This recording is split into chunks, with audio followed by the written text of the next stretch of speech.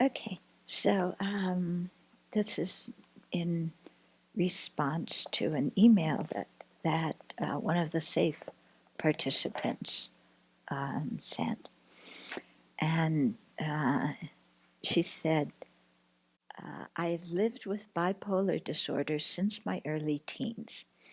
As a child, I watched my mother struggle with this condition also. Prior to seeking assistance with this from medical professionals in my mid-20s, I experienced a prolonged period of psychosis. During this time, I, of course, was not aware that my thinking was distorted, nor was I in control of my mind or thinking. I was to discover later upon recovery that I had behaved in ways that had caused hurt to others and to myself. I spent a long period of time in guilt, however, since then, and with greater stability of mind, I worked hard on making reparations for past wrongs, being of service to others and doing no harm. Having since met the Dharma, albeit as a fledgling, I am also working on purification practices in relation to negative karma. And so my question, it is my basic understanding of karma that both action and intention form the seed for the result. If, when under the influence of faulty brain chemistry, i.e. psychosis, your actions cause hurt, but your intention was not negative or deliberate in causing harm, how does this affect ripening karma of that situation? Any advice regarding remedy and so forth would be most welcome. This question intrigues me, and I would be grateful if you could help my understanding further on this issue." Okay, so a very good question, yeah. So she said, I was not aware that my thinking was distorted, nor was I in control of my mind or thinking. Okay, and yet actions were done, yeah. So there's some intention, because the body and speech don't move without the mind moving. But, she had no awareness that her own thoughts were distorted or that her actions were harmful. So, a few things here. We can, without a overtly negative motivation, still create negative karma due to our ignorance. And I said overtly negative because, for example, people who think that animal sacrifice is virtuous, yeah, they're not aware that their mind is afflicted, but they're still creating negative karma under the influence of ignorance. So there can be lots of karmas that we think what we're doing is perfectly all right and is virtuous even, but due to ignorance, actually we're creating negative karma. Okay? Yeah, so there's many examples of this kind of thing if we think about it. Now, in terms of her situation, and I'm just offering my opinion here, okay? So it seems in some way there could have been that ignorance motivation, but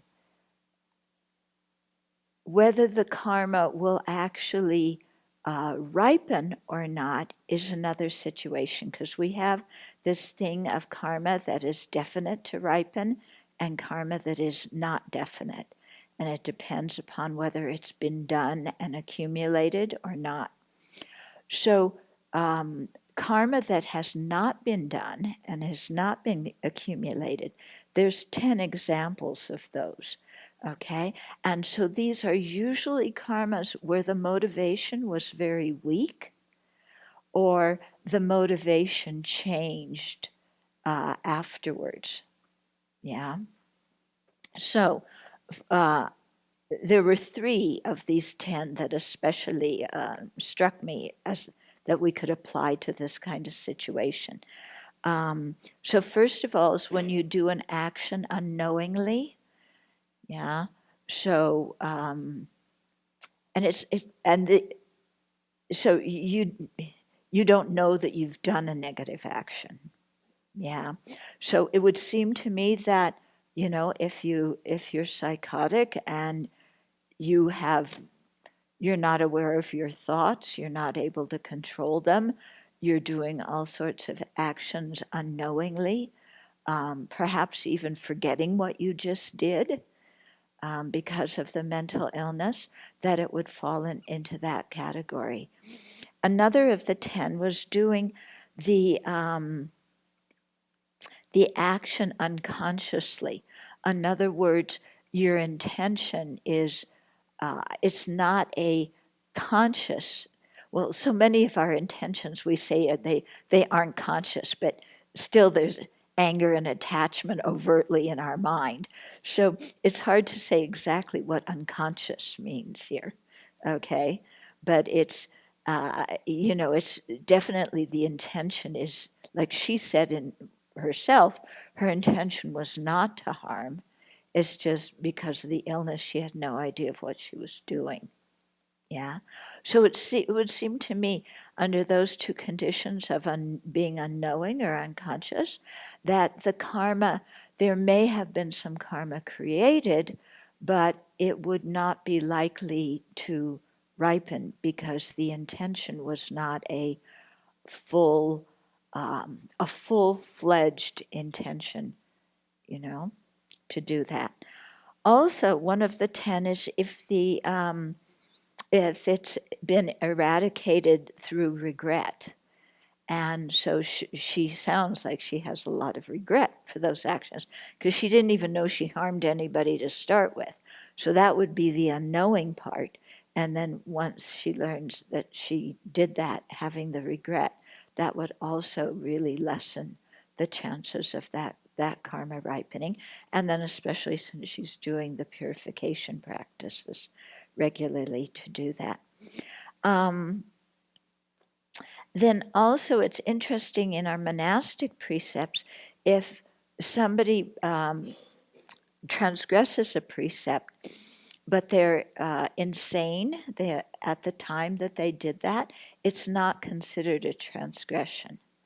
Yeah. So that doesn't mean that there's no negative karma, but it shows that there's allowance when you don't understand what you're doing. Yeah, and the implications of what you're doing, the impact of what you're doing. And so it wouldn't be considered in the same light as somebody who's fully aware of what they're doing and breaking a precept. Okay, so they say karma is very subtle and the details only the Buddha knows. So I'm claiming the Fifth Amendment, and I just offered my opinions here. Okay, how I would kind of look at this situation. But I'm very impressed that she's, she said that she was suffering from guilt for a long time. But then, but then she said, with greater stability of mind, I worked hard on making reparations and being of service and doing no harm. And now she's gone on to doing purification. So I think what's very important is that she doesn't get stuck in guilt, because guilt is completely useless, and especially in that kind of situation where you don't even know what you're doing, and somebody had to tell you afterwards what it was, that. And it was through no fault of her own that she was in that situation. It's the brain chemistry. It's a result of previous karma. That she not hold it against herself and not criticize herself, but just do the purification practice and let it go. Yeah. Then I was thinking, the question also comes up, what about if somebody is drunk? Because there is a thing in the newspaper now about this man who was totally out of it and drunk, and he got picked up by the police in New York, and they were taking him to the hospital because his blood alcohol was so high. And so they had him strapped in the gurney in the ambulance and taking him to the hospital. He undid the straps and jumped out of the ambulance and hit himself on the street and was unconscious. And he is now suing the city because the people in the ambulance didn't take proper care of him and prevent him from doing that. Yeah. Only in America does this happen. So I was thinking about that. I mean, there again, the man had no idea what he was doing. He was totally drunk. But he has some responsibility for being drunk. Yeah. So I don't think on that one you can just say, that he has no responsibility for the action. I wouldn't say that his jumping out of the ambulance was a negative action because, that's kind of a neutral action, isn't it? Unless you're jumping out of the ambulance because you want to hurt somebody else, but he just said he wanted to get out. Yeah. So I don't think that would have been a negative action karmically. Yeah. But certainly he has to bear responsibility for getting himself in that situation of being drunk. As the story that we often hear about the monk who was presented with the challenge of killing a sheep or stealing something or having sex or drinking, and he chose to drink. He thought that was the less of all the other ones, and then he did the other three when he was drunk. So, that story is telling us that we have some responsibility for putting ourselves in certain states of mind. Okay, but in her case, when you're psychotic, you don't have any intention to be in that state of mind at all. Yeah. So I'm curious if Geshe-la has some ideas, and if Venerable Jigme, as a therapist, has some ideas about this. So when you're psychotic, the information that's coming from your mind doesn't match what's going on outside at all. And you can think that you can either see things that aren't there, hear things that aren't there, feel things that aren't there, and then you respond to that. And you have really no grasp on reality at all. And you can't get out of that until, you get some treatment. In Tibetan culture, you would say somebody would have spirit possession. Yeah. That's how you would describe it in Tibetan culture. Well, this is really complex. If it's something that possessing like a spirit or something, it's really, really complex sometimes. So in Tibetan tradition, what they would do is go to a lama or do some divination, and any pujas need to be performed to remove that obstacle, or whether she is completely destroyed her mind and misconception, something that didn't really happen, but that she or he think that this really happened, hallucinating, right? It's like illusion, something that not really reality is happening, or it's not really happening in the past, but just imagining it's happening. Imagine that it happened in the past. That's completely kind of. So does that person create karma? Or what kind of karma do they create if that's happening and then they do harmful actions? What kind of karma they were creating there? It depends on this person when it's completely like distorted mind and hallucinating means like when you use a lot of drug, you see things that not really there, and you hear things that not really there. Mm-hmm. But then you're creating in a ways karma, but how negative you are really creating or not, it's depend on, when you're like creating karma, that committing is like a killing, and then you say the fruit with the result, you will burn in like a hell ram if you kill a human being. But then you have to have the motivation and the action and the complete like killing, and Yeah. then when you are really rejoicing that you have done it, then that karma really definitely lead you to ruining hell realm. But the person who don't have intention and not clear intention, and he or she wasn't really sure what she was doing, not really knowingly and unknowingly killing, probably like a lighter, and you are creating karma, that's definite. But there's a what do you call it? The result is like a heaviness, or the middle, or the lighter. Yeah. So in karma, when you're talking about karma creation, there's so many different levels of karmas creating there. Well, in hospital setting, when somebody comes in with a psychotic break like this, and oftentimes their family comes in and they're trying to talk to them about what they're thinking or doing that isn't matching reality.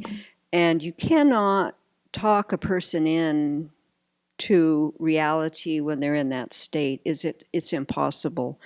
And so as as part of the team that helps a person that comes in like that, basically it is about restraining them physically until we can get some medicine in them so that they don't harm others or themselves, because you cannot use logic with that mind. It can't grasp it. They are so entrenched in what is going on internally, and it is so real to them that when you try to talk to them about it, it just turns into another somebody that's trying to hurt them. So yeah. So they are very locked in that, and they have no grasp on what actually is happening. Yeah. None. So what do you think about karma created? I don't. When I've talked to people after after they aren't psychotic anymore, and they ask, "What happened and what did I do?" and to see the pain and the misery, and just crying about the harm that they created, that their heart is broke. Really, that's what you see. I can't imagine how that would be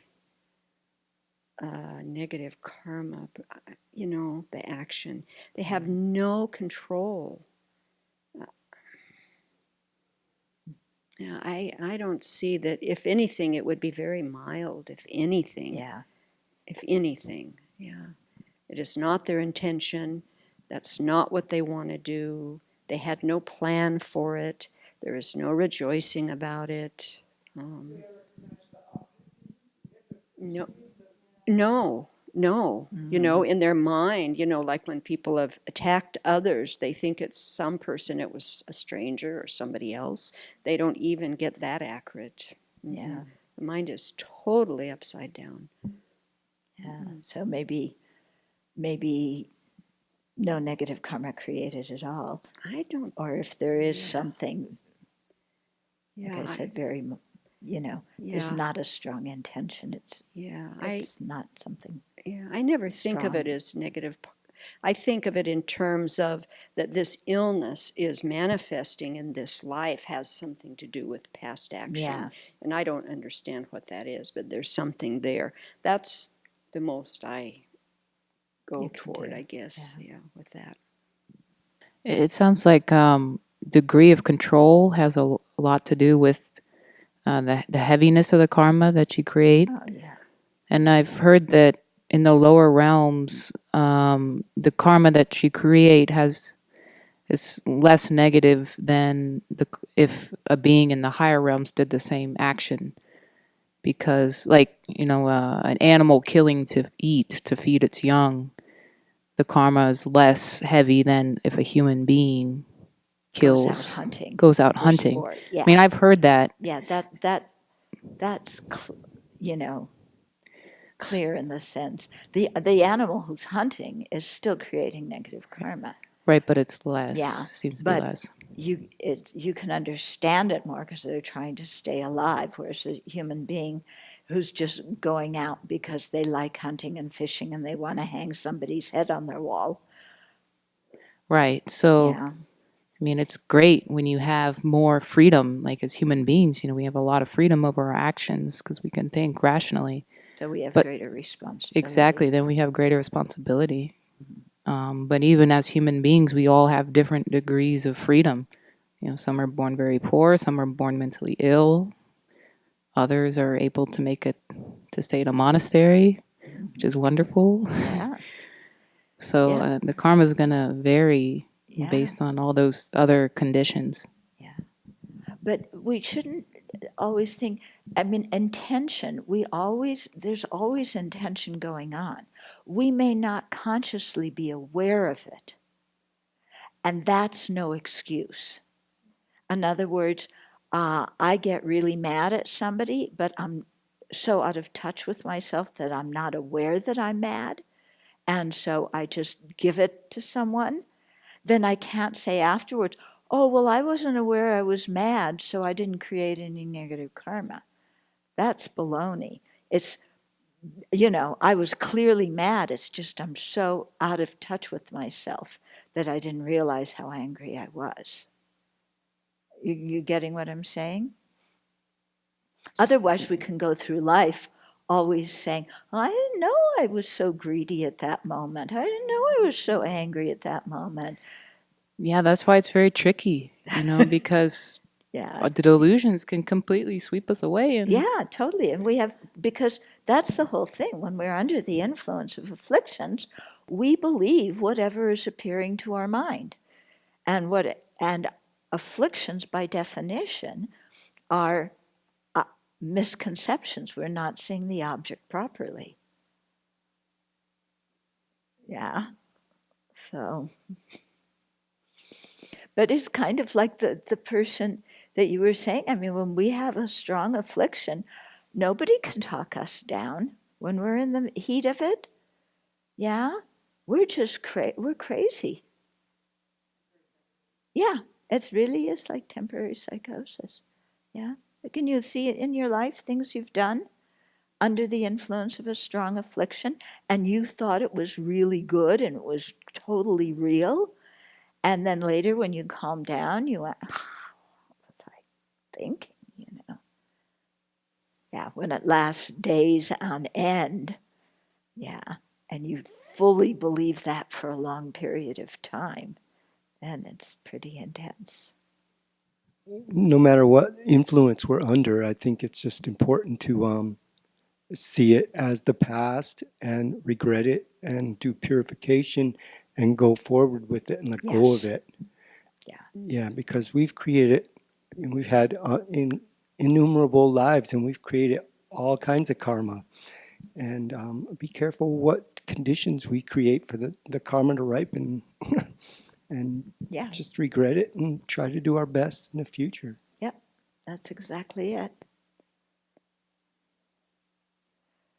Okay, so let's dedicate for the benefit of all of us who are short-term insane and those who are more longer-term insane and those born in the lower realms who, have their own mask of the vision of this life, and create negative karma because of that.